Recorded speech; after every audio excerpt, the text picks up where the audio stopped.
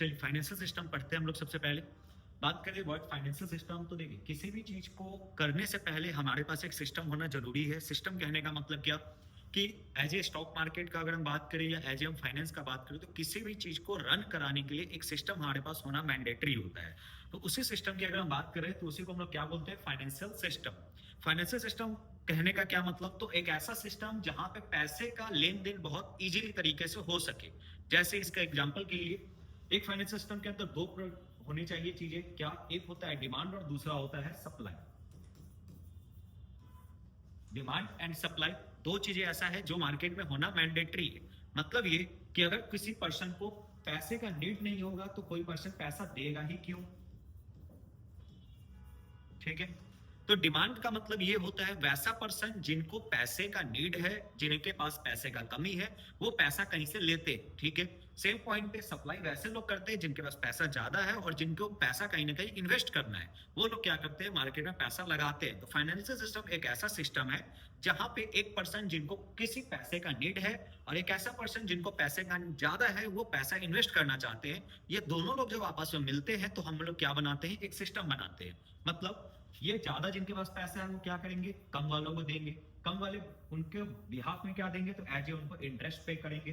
तो यहाँ पे क्या हो रहा है, मनी का ट्रांजेक्शन कंटिन्यूअसली चल रहा है। तो देखिए कभी भी किसी सिस्टम में वर्क करने के लिए या किसी एक कंट्री को अच्छे तरीके से वर्क करने के लिए हमारे पास क्या चाहिए, एक सिस्टम चाहिए। सिस्टम कहने का मतलब ये कि जब तक एक डिमांड और एक सप्लाई, किसी भी इकोनॉमी को रन करने के लिए जब तक मार्केट में एक डिमांड करने वाला व्यक्ति ना हो और एक सप्लाई करने वाला व्यक्ति ना हो, तब तक वो चीजें फ्रूटफुल वे में रन नहीं करता है। तो सेम इसीलिए फाइनेंशियल सिस्टम को भी रन कराने के लिए दो प्रोडक्ट या दो कंपोनेंट्स हमें मैंडेटरी जो चाहिए। वो दोनों कंपोनेंट्स कौन से हैं, तो पहला है डिमांड और दूसरा है सप्लाई। अब इसी चीज को आगे बढ़ाया जाए तो मान लीजिए एक इकोनॉमी है, जिस इकोनॉमी में डिमांड और सप्लाई तो हो रहा है, बहुत अच्छी बात है, बट क्या इस पे हम भरोसा कर सकते हैं कि यार चीजें ये काम करेगा। तो इन सब चीजों के लिए हम लोग क्या बनाते हैं मार्केट में, तो सबसे पहला आता है, इसे हम बोलते हैं financial institution. Word financial institution, जैसे कि वैसा अगर मान लीजिए आपको आज पैसे का नीड है, आपने कहीं पैसे आपको चाहिए, आपने ले लिया, या किसी के पास पैसा ज्यादा था, हमने कहीं इन्वेस्ट कर दिया। बट द पॉइंट कि क्या अब जो पैसा हमने इन्वेस्ट किया है, जो पैसा हमने लिया है या दिया है, जो भी चीजें हमने किया, क्या उसका क्या भरोसा है कि वो बंदा मुझे पैसा लौटा ही देगा, या क्या मैं उसको रिटर्न में इंटरेस्ट दे ही दूंगा, उसका भी क्या गारंटी है। तो इसीलिए किसी भी चीज को रूल और रेगुलेट करने के लिए हम लोग क्या बनाते हैं, इंस्टीट्यूशन बनाते हैं। तो फाइनेंशियल इंस्टीट्यूशन यही होते हैं। इसका एग्जाम्पल हमारे पास क्या आता है, जैसे इंडिया में बैंकिंग सिस्टम को रेगुलेट कौन करता है, आरबीआई। और सेम पॉइंट पे आपको इंडिया में स्टॉक मार्केट को एज ए कैपिटल मार्केट को रेगुलेट कौन करता है, सेबी। तो कभी भी मार्केट में अगर हम बात करें कि सेबी और आरबीआई ये क्या है, ये सब मार्केट के एक रेगुलेटर्स है। रेगुलेटर्स मतलब इंस्टीट्यूशन है, संस्था है। जैसे कि ये सब का काम है कि जो भी मार्केट में रूल है, रेगुलेशन है, सेट ऑफ गाइडलाइन है, वो हर लोग फॉलो करे, चाहे वो उस मार्केट के पार्टिसिपेंट हो या उस मार्केट के कोई इंडिविजुअल्स हो या इन्वेस्टर्स हो या कंपनीज हो, वो सारे लोग क्या करें, इनके बनाए हुए क्राइटेरिया में, इनके बनाए हुए रूल रेगुलेशंस को फॉलो करें। जिससे ये होता है कि कहीं ना कहीं एक मार्केट का डोकरम मेंटेन रहता है। कोई ये नहीं सोच सकता है कि हम फ्रॉड कर ले, स्कैम कर ले, जस्ट लाइक जो भी चीजें हैं वो सब चीजों से हम लोग कहीं ना कहीं बचते हैं।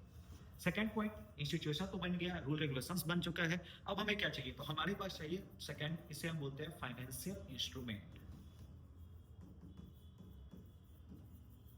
वर्ड फाइनेंशियल इंस्ट्रूमेंट का मतलब क्या होगा, फाइनेंशियल प्रोडक्ट चाहिए। मतलब अब देखिए मेरे को पैसे का नीड है, बट मुझे पैसे का नीड है सिर्फ 2 महीने के लिए। हो सकता है माइट भी आपको पैसे का नीड होगा 1 साल के लिए। ये मेरे पास पैसा ज्यादा है, मुझे पैसा इन्वेस्ट करना है, बट हमें जो इन्वेस्ट करना है वो मुझे इन्वेस्ट करना है 1 साल के लिए, किसी को इन्वेस्ट करना है 10 साल के लिए, किसी को करना है बस 2 महीने के लिए। तो हर पर्सन का डिमांड अलग है, हर पर्सन का सप्लाई अलग है, हर पर्सन का टाइम फ्रेम अलग है, हर पर्सन का रिस्क एंड रिवार्ड रेशियो अलग है। तो हर पर्सन के रिस्क रिवार्ड के रेशियो के हिसाब से बात कर ले या टाइम एनालिसिस के हिसाब से बात कर ले, तो ईच एंड एवरीथिंग के लिए हर पर्सन को अलग अलग प्रोडक्ट चाहिए। जैसे आप, इसका एक एग्जांपल है कि अगर मान लीजिए मेरे पास ज्यादा पैसा है, हम बैंक में जाते हैं, बैंक में मेरे पास क्या क्या ऑप्शन मिलता है। अगर हम बैंक जाते हैं तो मेरे पास सेविंग अकाउंट का ऑप्शन मिलता है, करेंट अकाउंट का ऑप्शन मिलता है, एफडी मिलता है, आरडी मिलता है। अब अगर मेरे पास एफडी, मुझे 1 साल के लिए पैसा नहीं इन्वेस्ट करना है, तो हम एफडी करवाएंगे नहीं, हम क्या करवाएंगे, सेविंग अकाउंट में पैसा रखेंगे। बट अगर आप बैंक जाते हैं और बैंक वाला आपको बोलता है कि नहीं सर, सिर्फ एफडी का ही एक मेरे पास ऑप्शन है, तो आप क्या करेंगे, पैसा इन्वेस्ट करेंगे। हो सकता है ना भी करें, क्यों, क्योंकि हर आदमी को अलग अलग रिक्वायरमेंट है, हर आदमी का अलग अलग चॉइसेज है। सेम अगर मान लीजिए बैंक में आप जाते हैं, आपके पास पैसे का नीड है, अगर तो नीड है तो आप क्या लेंगे, लोन लेंगे। लोन में मान लीजिए अगर मुझे एजुकेशन लोन चाहिए, अब बैंक बोलेगा नहीं, एजुकेशन लोन आपका कोई चीज नहीं होता, आपको पर्सनल लोन लेना पड़ेगा। तो आप क्या जरूरी है पर्सनल लोन ले ही लीजिएगा, क्यों? क्योंकि पर्सनल लोन का इंटरेस्ट रेट क्या होता है, ज्यादा होता है। तो इसीलिए मार्केट्स में हर पर्सन का नीड अलग है, हर पर्सन का रिक्वायरमेंट अलग है।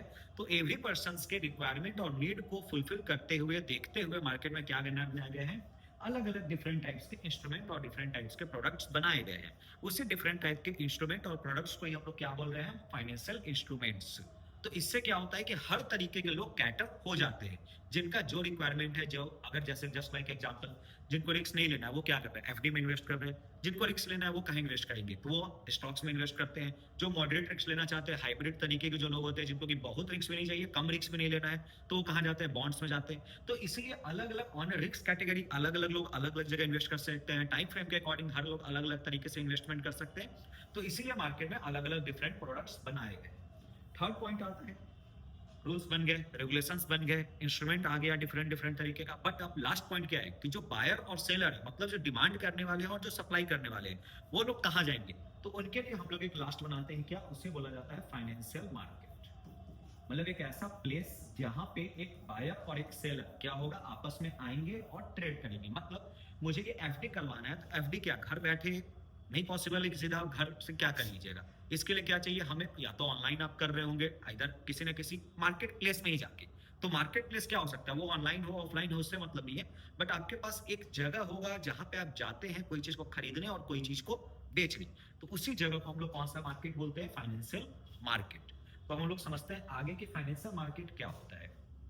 तो देखिए, फाइनेंशियल मार्केट एक ऐसा मार्केट है जहां पे किसी भी तरीके के फाइनेंशियल मार्केट्स को हम लोग ट्रेड कर सकते हैं। मतलब बायर किसी चीज को बाई करता है और सेलर किसी चीज को सेल करता है, ठीक है।